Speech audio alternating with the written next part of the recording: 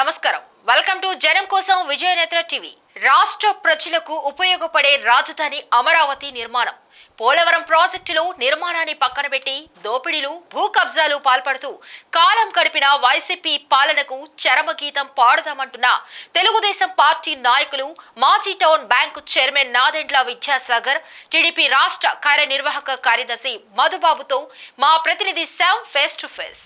Telugu Desam party నాయకులు ఉన్నారు, మరి వాళ్ళని అడిగి తెలుసుకునే ప్రయత్నం చేద్దాం. సార్ చెప్పండి, ముఖ్యంగా మదనపల్లి నియోజకవర్గంలో పట్టణాల్లో కావచ్చు, గ్రామాల్లో కావచ్చు, అలాగే ఇప్పుడు గత 5 సంవత్సరాలుగా వైఎస్ఆర్ కాంగ్రెస్ పార్టీ ప్రభుత్వంలో ఉంది. ఎలాంటి అభివృద్ధి జరిగింది, మార్పు ఏ విధంగా కోరుకుంటున్నారు ప్రజలు?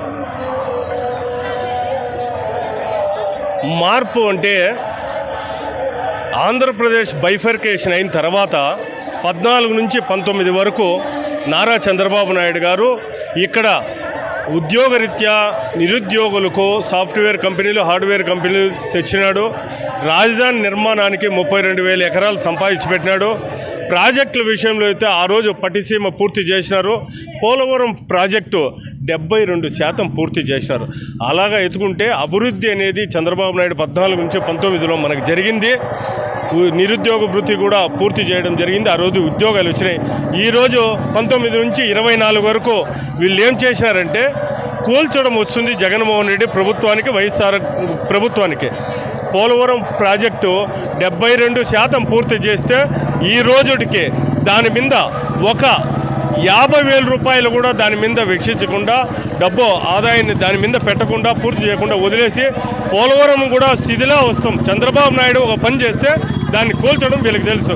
32,000 ఎకరాలు రాజధానికి మనం సంపాదించి పెడితే నారా చంద్రబాబు నాయుడు గారు కక్ష సాధింపుతో ఆ రోజు కట్టిన హైకోర్టే, ఆ రోజు కట్టిన సెక్రటరియట్, అసెంబ్లీనే ఉంది. కానీ ఈయన ఒక్క అడుగు ముందుకు వేయలేదు. ఒక్క ఉద్యోగం కూడా నిరుద్యోగ వృత్తి నేను పూర్తి చేస్తానన్నాడు. మద్యపాన నిషేధం అన్నాడు, ఏమి కూడా చేయలేదు. ఈ జగన్మోహన్ రెడ్డి ప్రభుత్వంలో మనకు ఆంధ్రప్రదేశ్ 20-30 సంవత్సరాలు వెనక్కిపోయింది తప్ప ఒక అడుగు ముందరకేయలేదని ఈ సందర్భంగా చెప్తున్నాను. మదనపల్లి నియోజకవర్గంలోనే కాకుండా రాష్ట్రంలో కూడా చాలా అభివృద్ధి కార్యక్రమాలు చేశాము. అలాగే నవరత్న పథకాలతో కూడా ప్రజలకు చాలా లబ్ధి చేకూర్చామంటూ కూడా వైఎస్ఆర్ కాంగ్రెస్ పార్టీ అభ్యర్థులు కావచ్చు, నాయకులు కావచ్చు ప్రచారం చేసుకుంటున్నారు. అదేవిధంగా తెలుగుదేశం పార్టీ తరఫున సూపర్ 6 పథకాలతో ప్రజలు ముందుకెళ్తున్నారు. ఈ ఎన్నికల్లో సూపర్ 6 పథకాల ముందు అలాగే నవరత్నాల పథకాలతో పోలిస్తే ఏవి ప్రజలను ఆకర్షించే అవకాశం ఉన్నది? ప్రజలు ముఖ్యంగా జగన్మోహన్ రెడ్డి గారు ఈవేళ రాజకీయ లబ్ధి కోసము సొంత చిన్నాన్నను చంపించాడని, వాళ్ళ తల్లి ఈరోజు పారిపోయిందని, అమెరికా దేశానికి పారిపోయింది. ఈ ఎన్నికల్లో తల్లిని హత్య చేసి ఆ హత్యను చంద్రబాబు మీద మోపి లబ్ధి పొందుతాడనేటువంటి దురుద్దేశం, కుట్ర పన్నతాడని సొంత తల్లి తెలుసుకొని ఈరోజు అమెరికాకు పారిపోయింది. ఇది నేను చెప్పేది కాదు, యావత్ ఆంధ్ర ప్రజానీకం అనుకుంటా ఉన్నారు. ఈరోజు భారతదేశం అంతా అనుకుంటా ఉన్నారు. ఈరోజు సొంత చెల్లి మదనపల్లి నియోజకవర్గంలో పర్యటనకు వచ్చారు. ఆమె చెప్తా ఉంది, మా అన్న పెద్ద దొంగ, ఈ రాష్ట్రాన్ని 10 సార్లు కరెంటు బిల్లులు పెంచాడు, బస్ ఛార్జీలు పెంచాడు, గ్యాస్ ఛార్జీలు పెంచాడు, డీజిల్ పెట్రోల్ పెంచాడు, అన్ని నిత్యావసర సరుకులు పెంచాడు.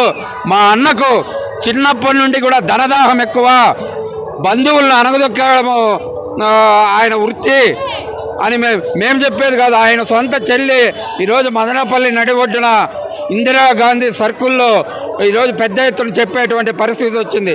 ఈరోజు జగన్మోహన్ రెడ్డి గారు ఆంధ్రప్రదేశ్ ముఖ్యమంత్రిగా ఆయన ఏమేమి విషయాల్లో ఘోర వైఫల్యం చెందాడో, సొంత చెల్లి జగన్మోహన్ రెడ్డి తర్వాత పుట్టినటువంటి ఆమె రక్త సంబంధికురాలు ఆమె చెప్పే పరిస్థితి వచ్చింది.